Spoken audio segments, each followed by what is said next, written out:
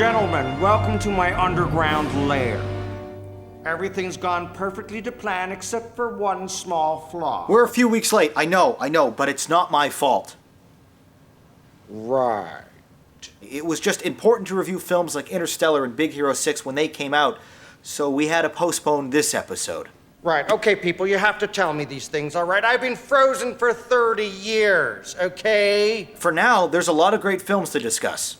What do we have? Well, we have 5 more comedy parodies from the early 90s until today. Really? Yeah, and I think they'll be worth watching. Naturally, yes. Gentlemen, I have a plan. I'm sorry, Dr. Evil, but I don't think they'll let you review your own movie. Shit. But I'm more than willing to critique it for you. Well, that's a start, you know. This is more than something. This is Movie Night!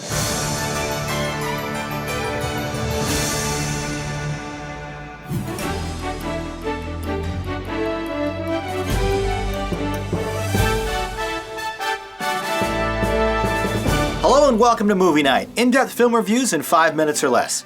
I'm your host, Jonathan Paula. Tonight, in part 2 of our comedy parodies episode, we'll be reviewing 5 more classics from that genre, continuing where we left off with Hot Shots. The self-proclaimed mother of all movies was released in August of 1991 by director Jim Abrahams, who previously found success with Airplane and the Naked Gun series.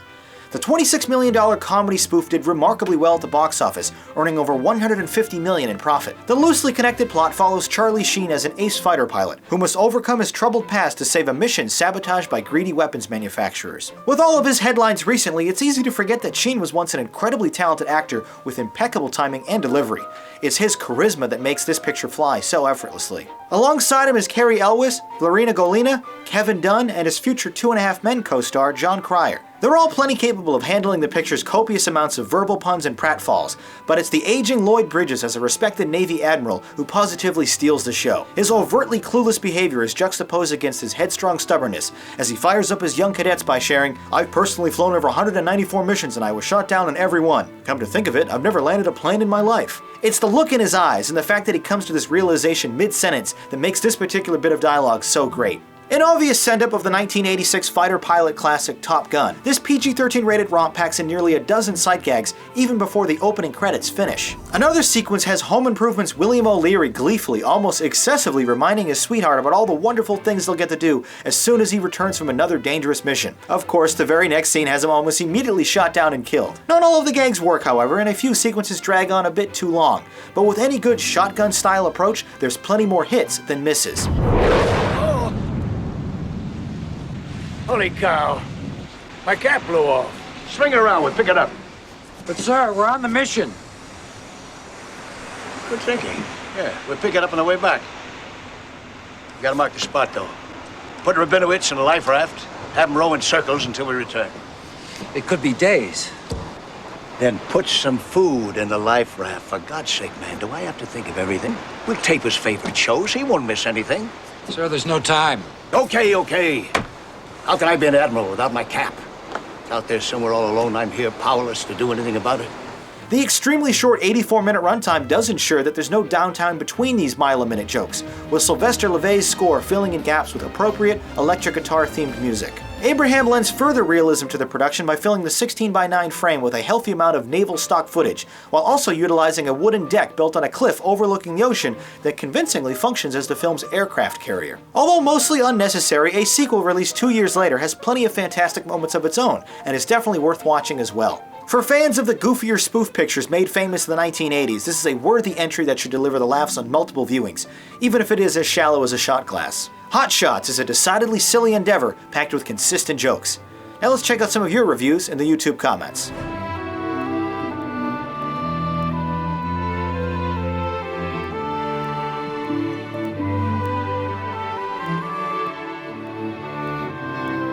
You loved the gags and more childish humor, scoring this a cool.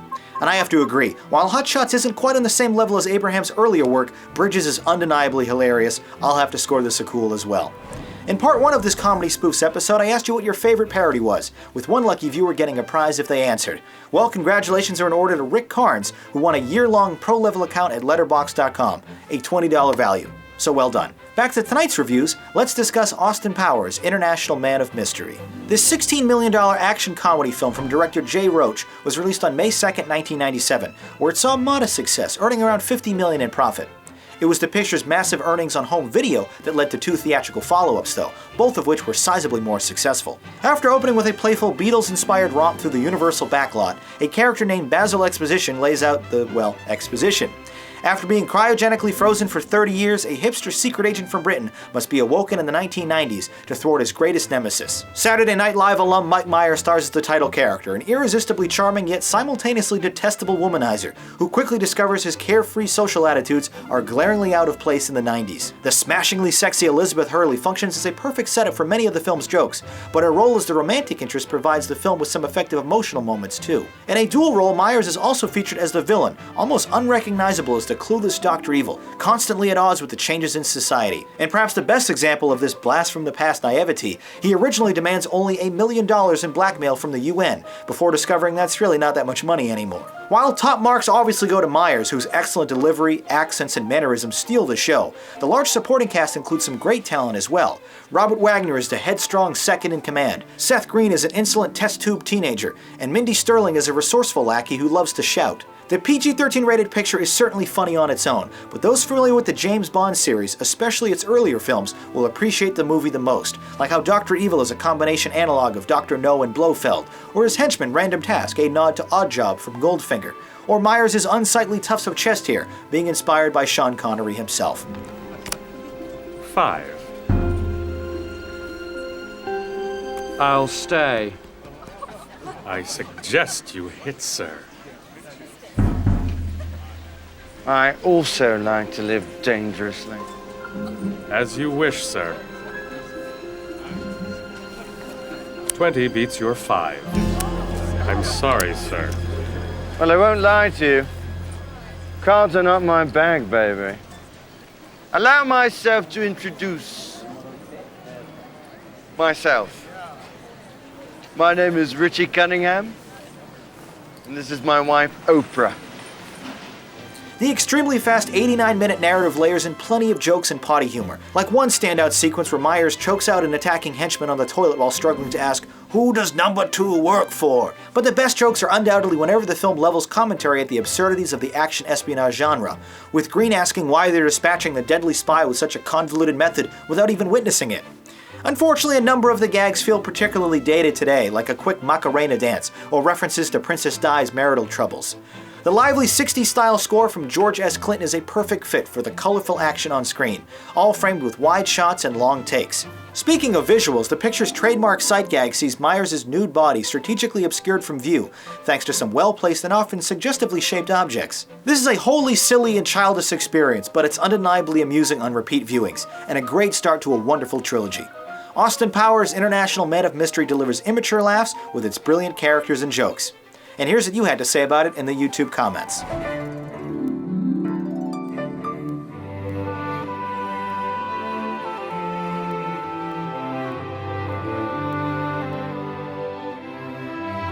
Enjoyable on multiple viewings despite some hit or miss jokes, we both thought this comedy was great. Our third spoof tonight is Galaxy Quest. This lighthearted science fiction parody film by director Dean Parisot was released on Christmas Day in 1999, where it eventually doubled its $45 million budget. The brilliantly written script follows a group of washed-up television actors from a long-defunct space opera show who have to play their characters for real when an alien race requests their help. The entire experience is an obvious but faithful nod to Star Trek, satirizing not only the larger-than-life attitudes of its cast, but also the techno-jargon, sensational scenarios, and its rabid fandom. The 102-minute story opens by showing us a quick glimpse of the show within the film, where we're introduced to the cast via their on-screen characters. Tim Allen stars as the egotistical and headstrong leader, who has his dignity bruised when he overhears fans at a convention saying he's pathetic has-been. This wake-up call was reportedly based on an actual event that happened to Allen's real-life analog, William Shatner. For me, Tim will always be the tool man, but he captures the swagger, confidence, and annoyed attitude of a TV star perfectly here, even managing to have his shirt ripped off to assert his sexual appeal. At 50 years old, Sigourney Weaver is as beautiful as she is talented in the second lead, constantly bitter about her character's lack of purpose on the show, which has now been translated to an actual outer space adventure. She flatly remarks on their situation: "We're actors, not astronauts." They're joined on board the NSEA Protector spaceship by Alan Rickman as a British theater actor, reluctant to participate. Tony Shalhoub as a non-pulsed engineer apparently intended to be Asian, Sam Rockwell as the glorified extra only in attendance for his plucky comic relief, and Darlie Mitchell as a grown-up child actor. The rest of the equally incredible cast includes Enrico Colaiutanni, Justin Long in his film debut, and Missy Pyle. The original screenplay is undoubtedly a cult classic, but it's this group of actors that make it all work so flawlessly. Let's get out of here before one of those things kills Guy. Wait a minute. We're not going anywhere without a beryllium sphere. We need a plan. Fred, I need a diversion to clear the compound of those things. Then Alex and Gwen and I will go get a sphere. Tommy, get up on that ridge, and if you see him come back, give me a signal, all right? Why does this sound so familiar? Assault on Voltrex 3, episode 81. We're doing episode 81. Whatever, the one with the hologram, the wall of fire. Well, how the hell is Fred supposed to project a hologram? Are we doing episode 81 or It's not? just a rough plan, Guy. What difference does it make if it's episode 81 or not? Because I died at episode 81! Episode 51, right? 51. Look here, Chris. Why are you listening to this fellow? May I remind you, he's wearing a costume, not a uniform. The briskly paced PG-rated romp is assembled with impressive visual effects and an inspirational sounding score by David Newman. Without prior knowledge of Star Trek or its many tropes, Galaxy Quest is still a wonderfully fun time that delivers plenty of laughs. But for those who have attended conventions and followed the film's inspiration, the payoffs and situations are undeniably incredible. Like when Weaver angrily rants about a pointlessly contrived obstacle that only exists because it was once on the old TV program, shouting, "This episode was badly written!" But the disclaimer that closes out the credits, as with most movies, purely coincidental my ass, some of the characters are direct analogs of their Trek counterparts. Although it constantly parodies Trek and its fans, it always does so with love and respect, allowing a pivotal moment of life-saving exposition to be delivered by the one person who understands interstellar situations the best, a devoted fan. Worth watching again and again, this is a touching and spirited homage to Star Trek that approaches its equally absurd premise with admirable believability. The even-numbered Trek film that fans deserved, Galaxy Quest is a truly fantastic spoof of sci-fi culture. And here's what you had to say about it in the YouTube comments.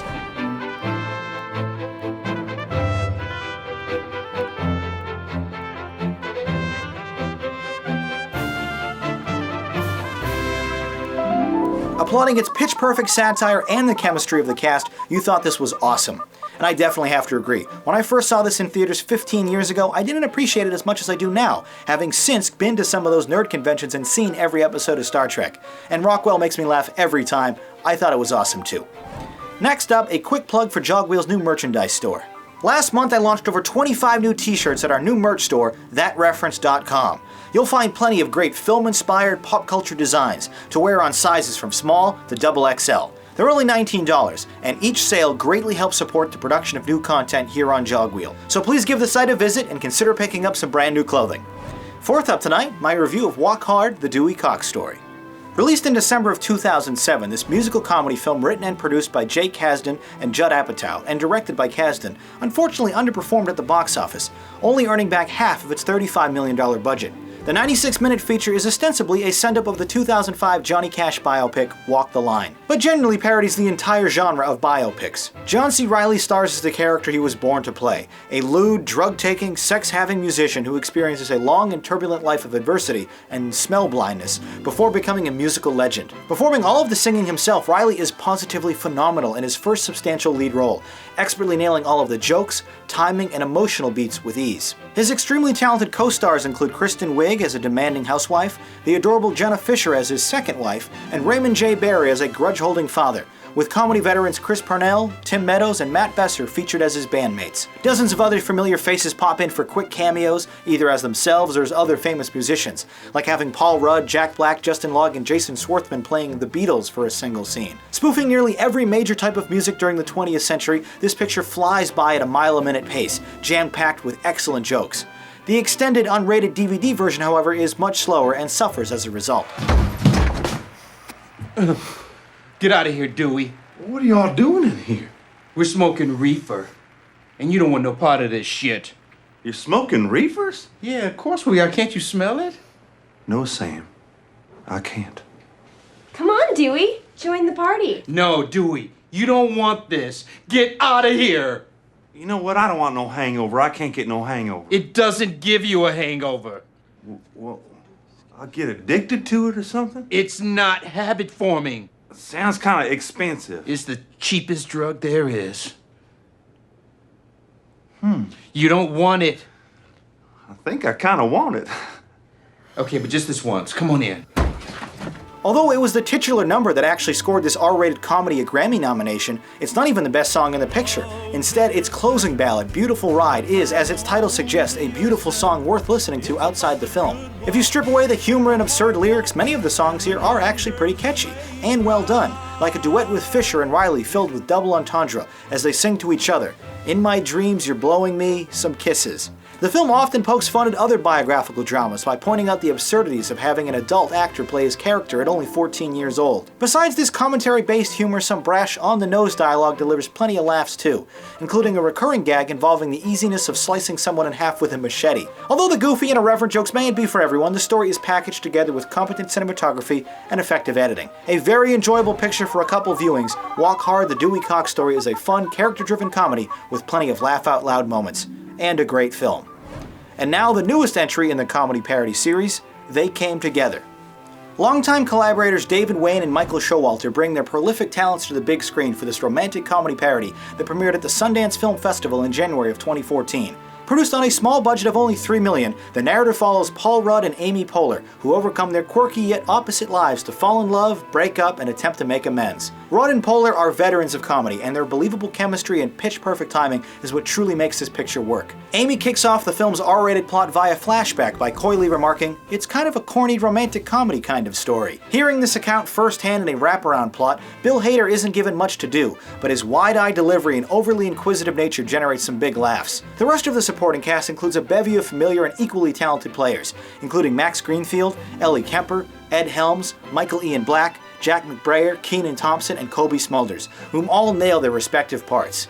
In a rare comedic turn, however, Christopher Maloney is surprisingly terrific, especially when he frantically struggles to go to the bathroom while wearing a one-piece Halloween costume. From the great double entendre of the title itself, They Came Together is littered with wonderful puns, brilliant performances, self-aware dialogue, and hilarious visuals. The quick-witted script spells out the exposition in the funniest way possible, by overtly taking the piss out of every classic rom-com cliché. Joel, can I tell you something? Sure, what is it? If I was ever about to marry someone and then realized that I didn't want to do it, you know where I would go? Random guess, but Boston? No, the Brooklyn Promenade, where I can look out over the city. It's very comforting. What you're saying to me is that if you were to ever get married and then decide at the last minute that you didn't want to marry that person, you would go to the Brooklyn Promenade. Yes, you see where I'm going with this? I think so, yeah. I believe in fate, Joel. And if we are meant to be together, then we will be.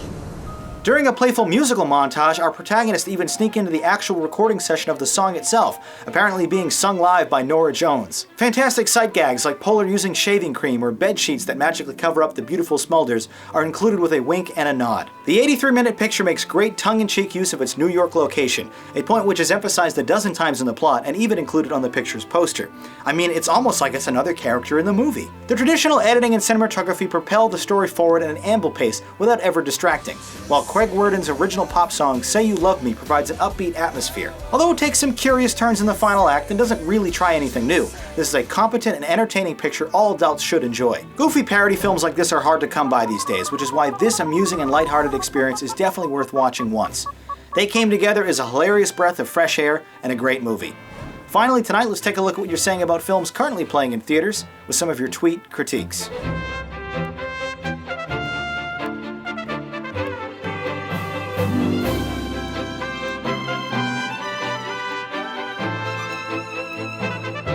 If you see a new movie in theaters, tweet your review with the JPMN hashtag. Next week we'll take a long-awaited look at some of the biggest movies of summer 2014. Dawn of the Planet of the Apes, Guardians of the Galaxy, The Expendables 3, Gone Girl, and Boyhood. The first three are also new on DVD this month. Once you've seen these films, share your opinions by voting in the polls below or by leaving a comment review. And if you'd like to watch more Movie Night reviews, check out the related videos on the right or click subscribe to be notified of all future uploads. Also, be sure to follow me on Twitter, Facebook, Google+, Instagram, or Letterboxd for updates between episodes. Once again, my name is Jonathan Paula. Thank you for watching and listening. Until next time, have a good movie night.